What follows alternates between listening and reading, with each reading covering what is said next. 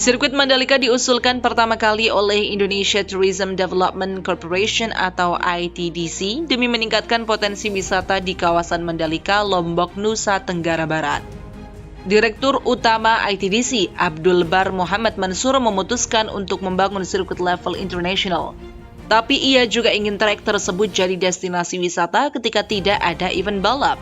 Setelah melakukan diskusi panjang, pria yang akrab disapa Bari itu melakukan pendekatan dengan Vinci untuk menjadi investor. Setelah itu, ITDC melakukan pendekatan dengan Dorna Sports hingga akhirnya mendapatkan kontrak MotoGP dan World Superbike. Abdul Bar juga langsung membentuk Mandalika Grand Prix Association untuk mengelola seluruh keperluan yang diperlukan untuk menggelar event balap. Namun ITDC lebih dulu fokus untuk membangun sirkuit. Pasalnya mereka menginginkan sirkuit berkonsep jalan raya yang belum pernah digunakan oleh MotoGP sebelumnya. Seperti diketahui, sirkuit jalan raya hanya digunakan pada ajang balap Formula One dengan area yang terbatas dan run-off yang tak lebar.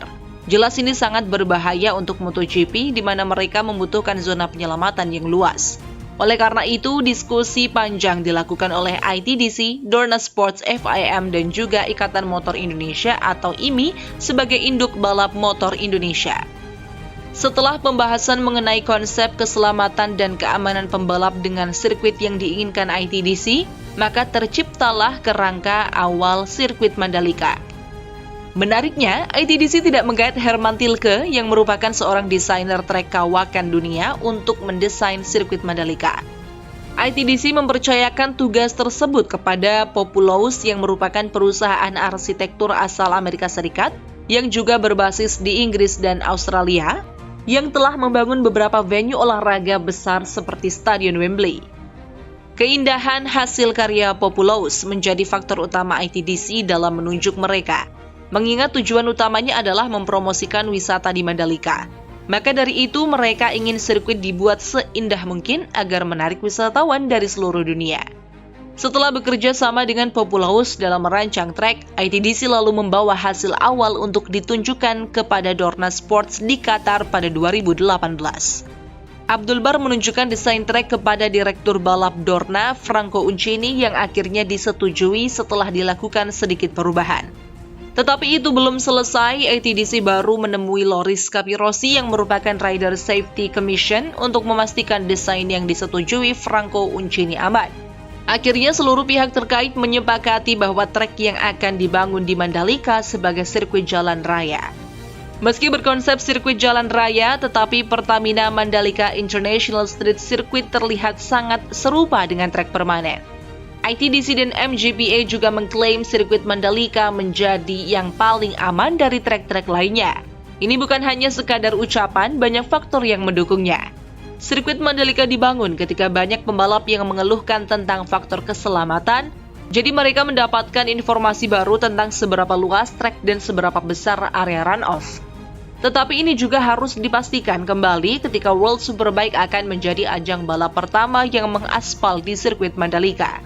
Sebagai sirkuit baru MotoGP yang akan berkonsep jalan raya, ITDC dan MGPA menunjukkan keseriusannya dan ingin memberikan yang terbaik kepada para pembalap dunia.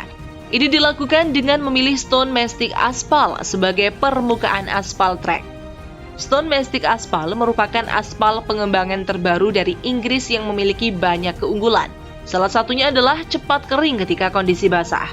Aspal jenis Stone Mastic Aspal memiliki tekstur yang lebih kasar dan juga diklaim bisa menahan beban kecepatan kendaraan yang melaju hingga lebih dari 360 km per jam, berbeda dengan aspal biasa yang hanya mampu menahan kecepatan sekitar 120 km per jam. Selain itu, Direktur Keuangan, Strategi dan Manajemen Risiko ITDC Nuda Asyadi menegaskan sirkuit Mandalika jadi sirkuit yang pembangunannya paling cepat karena tak sampai 1 tahun. Ini juga diikuti oleh pembangunan fasilitas pendukung lainnya seperti bypass yang membuat perjalanan dari bandara ke sirkuit Mandalika dapat ditempuh hanya dalam waktu 15 menit dari awalnya lebih dari 1 jam. Dengan dibangunnya sirkuit kelas dunia di Nusa Tenggara Barat ini, nantinya akan ada banyak event internasional yang akan berlangsung di sirkuit Mandalika yang diperkirakan bakal membuka lapangan pekerjaan bagi 7.500 orang.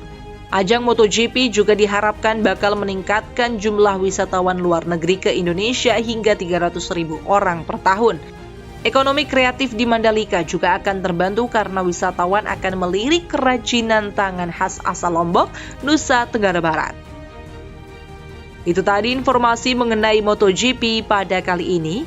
Jika kalian menyukai informasi mengenai MotoGP, jangan lupa untuk like, komen, dan subscribe video ini. See ya!